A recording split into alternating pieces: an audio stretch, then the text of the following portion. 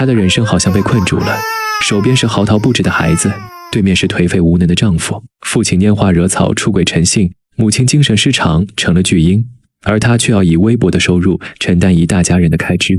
现如今就连工作也快保不住了。 We're going to be having some changes and you're going to be going to the night hours and we're having cutbacks. 这是一个底层女性如何走出困境的故事。谁能想到这个绝望的家庭主妇最后成了拥有上百个专利的商业女王，她一次次被生活拖垮，又一次次在绝境寻得生机。这就是由真实故事改编的电影《奋斗的乔伊》。曾经她以为自己嫁给了爱情，却不料婚后的生活一地鸡毛。在还未丧失理智之前，乔伊终于向丈夫提出了离婚。只是她的生活并没有好转，前夫因为没有稳定的收入，依旧住在她家的地下室。母亲整日靠着肥皂剧过活，父亲又要出门约会了。 Wish me luck. You don't need it. Joy, water! Where are my cufflinks? Mommy, come eat to me! 5 minutes, Christy. Mother, again? How many times do I have to tell you not to clean your brushes out in the sink?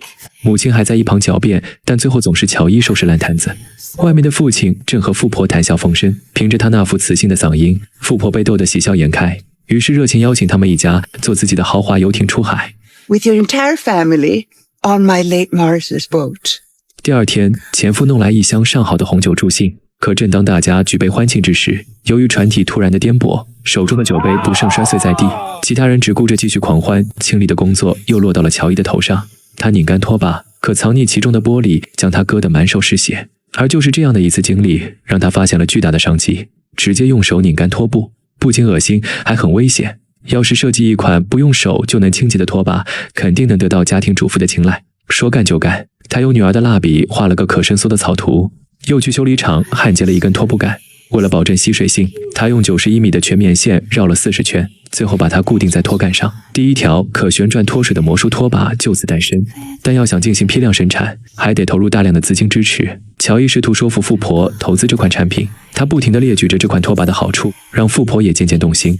可一旁的姐姐却突然插嘴，她认为自己一直在打理父亲的修车厂，而乔伊完全没有做买卖的经验，这个现成的生意应该交给他来做。富婆不理会姐姐，而是抛出一个问题：如果你和你的商业竞争对手在同一房间 And there is a gun on the table. Only one of you can prevail. Yet, you have protected your business. Do you pick up the gun, Joy? 乔伊认为这问题很诡异，但还是给出了肯定的答案。 I pick up the gun. Good.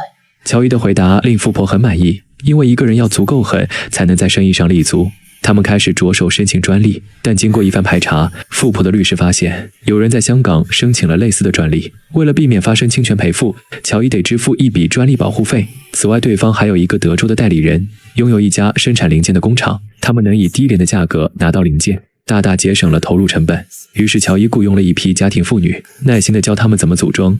众人如火如荼地工作着，乔伊终于有了实现价值的机会。父亲也为女儿感到骄傲。可就在这时，工厂那边却传来坏消息。乔伊定制的零件模板，他们足足做了4次才成功，而这部分的损失全被算到了他的头上。可乔伊哪那么容易被拿捏？失误明明就是工厂造成的。于是他果断地回绝了对方，并警告所有人都不准付这笔钱。现在最要紧的是如何把产品销售出去。乔伊找到杂货店主合作，可老板却表示店里的货架被大公司承包了，他想要在这里出售，得先和大公司达成合作。一个简单的生意，非得弄出个中间商。乔伊无奈，只得找到大公司。然而对方却认为20块的拖把质量太好，无利可图。Again, I'd rather they keep buying our mops at $5 50 times, 100 times. 不仅回绝了乔伊，还嘲讽他作为家庭主妇就应该老实在家相夫教子。不过这并没有打击到乔伊的信心，他转头又来到商场门口，向路过的人推荐自己的拖把，可始终没人愿意停下来看。见没有任何效果，他索性直接扔掉拖把，换上闺蜜来进行推销，而自己假扮路人与闺蜜表演。 You can wring it without getting your hands dirty. I don't think so. Come on, try it. The mop of the future. Touch the mop head after I get done cleaning the bathroom floor. I always think that's disgusting, you know? 天衣无缝的演绎过后，一旁的路人纷纷被效果惊呆。可下一秒，身后来了警察，本来有意向购买的路人全被吓跑，工具还被警察给没收。乔伊失落地回到家，可迎接他的却是一大堆糟心的事，不仅收到了催收账单，连孩子也开始生病发烧。如今生活和事业都乱成了一锅粥，自己的心力也逐渐消耗殆尽。这时屋外的门铃响起，原来是前夫带来了转机。乔伊白天的遭遇，他全都看在眼里。两人毕竟夫妻一场，她还是希望乔伊过上好的生活。前夫将一个零售商朋友介绍给她，对方叫尼尔，正在做一档电视购物的节目，在那时还是非常新兴的购物方式，类似现在的直播带货。尼尔给了乔伊5分钟时间介绍自己的产品，拖把在乔伊手里方便自如，可这些男人们平日根本不做家务，自然不懂怎么使用，反而嘲讽着很鸡肋。于是尼尔也回绝了乔伊，他还认为塑料拖把质量不行，可乔伊却反驳自己本是个家庭主妇，每天都有打扫卫生的需要，塑料的材质在女人手里更加轻便。 Because it is better than anything else out there. Please give me a chance. 于是他将乔伊带到一个纯白的屋子，亲眼看到地上的污渍被去除后，尼尔也被深深折服，让他回去准备5万吧，并承诺给他开一场购物直播。随后尼尔把他带到了后台，这里有4、5个不同场景的舞台，上面正有明星在推销。只是简单介绍了一下手中的项链，接线员的电话就直接被打爆，一瞬间就完成了上万笔订单。接着又让明星接通粉丝的来电，销量蹭的往上涨。这番操作直接把乔伊惊呆在原地。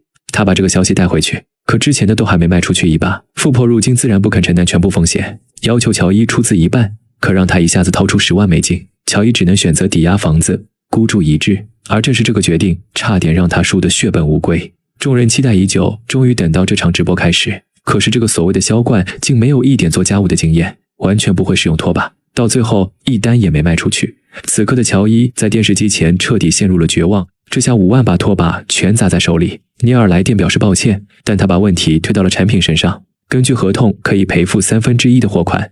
父亲建议立刻申请破产，把损失降到最低。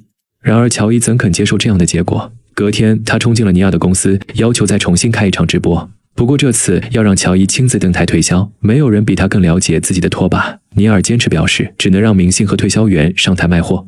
Who showed you the mop? Who sold it to you? Who taught you how to use it? And who convinced you that it was great after you thought it was worthless? 尼尔被怼得愣在原地，在征得其他股东意见后，同意了他上台的请求。他们把乔伊打扮成了都市丽人，可他却觉得不妥，坚持要换成原本的模样。尼尔尊重了他的想法，带着他进入直播间。随着舞台缓缓旋转，在聚光灯的照耀下，此刻的乔伊紧张到了极点，完全不知道该说什么。而台下的尼尔后悔不已，整场直播都被乔伊给毁了。可就在大家都不知所措的时候，一个观众来电却打破了僵局。 Would love a mop that I don't have to touch when I wring it. My hands get raw when I mop broken glass. 听到这个声音，乔伊瞬间就露出了笑容。她知道这是闺蜜的来电救场，立马顺势切入主题，开始滔滔不绝地讲起她的拖把。随后，乔伊将糖浆挤到地板上，再加上一些婴儿的流食。这款和普通拖把有很大的区别，清洗拖布完全不会沾手，而且全面线布头吸水性极强，只涮1次就能拖干净整个房间。此时台下的订购电话也全都响起来了。仅仅过了5分钟，订单数已经直逼3万。乔伊的直播状态也越来越好，他亮出最后的杀手锏，拖布头拆卸就可扔到洗衣机里清洗。一瞬间，观众们又开始疯狂下单。看着即将爆单的数字屏，乔伊根本不敢相信，仅仅10分钟就把货卖完了。尼尔不可思议地看着乔伊，他亲眼见证了一颗冉冉升起的商界新星。从此与乔伊达成了紧密的合作，往后的直播愈发的成熟，每次卖货效果也都很不错。正当他事业直线上升时，却得知供应商不断地将配件涨价。不过父亲已经嘱咐姐姐处理这事，谁料姐姐竟然同意了对方涨价的要求，并且支付了最初模板损耗的费用。乔伊非常反感姐姐的做法，但自己也无可奈何，只能亲自飞去加州工厂处理。老板始终不愿让步，竟直接摊牌让他去打官司。乔伊费尽口舌，还是无法动摇老板的态度。于是来到厕所缓口气，却无意中发现一道隐藏的暗门。他跟随着一路过去，竟意外地来到生产车间，桌上陈列的正是自己的配件，而一旁的专利图纸竟是工厂所有。下一秒，老板发现了乔伊，随后竟反咬一口，报警将他驱逐出去。富婆的律师调查清楚了真相，原来当初给香港人专利保护费时，所有零部件和模具都归在他们的专利里了。即使这些都是乔伊的设计，现在也没法起诉他们。如今要么申请破产，要么与工厂打官司，不过大概率都会败诉。而且在此期间，乔伊也没权利再卖该款产品，他自然不愿放弃努力这么久的成果。可是现在已经由不得他，富婆已经下定决心撤资，想尽可能的挽回损失。就连父亲也后悔一直以来对女儿的支持，不该给乔伊信心，让他拥有了不切实际的幻想。在二人的逼迫下，乔伊只能无奈地签下破产文件。这一刻，乔伊彻底崩溃。Mommy, don't cheer them, no! 众人离开房间，留他独自静静，看着自己的努力毁于一旦。乔伊不甘心就这样算了，于是他来到镜子前，坚定地剪掉自己的长发，决心彻底告别曾经那个懦弱的乔伊。他把自己关在房间，没日没夜地研究专利的文件，终于查出了专利出错的始作俑者。随后乔伊便约见了对方，来者正是专利所有者的代理人。乔伊与香港的专利所有者通过电话，得知对方完全不知道自己支付了5万的专利保护费，这笔钱显然被眼前的代理人给私吞，并且乔伊发现二人的专利根本没有相似之处，香港人甚至没有制作过一把拖把。听到乔伊指控他私吞公款和欺诈，男人终于明白眼前这个女人并不是一个好拿捏的软柿子，他立即表示退还乔伊5万专利费，并且再多赔偿2万。可乔伊显然并不满足，于是男人咬牙开始加钱。I'll give you 50,000 on top of paying you back the 50, plus interest.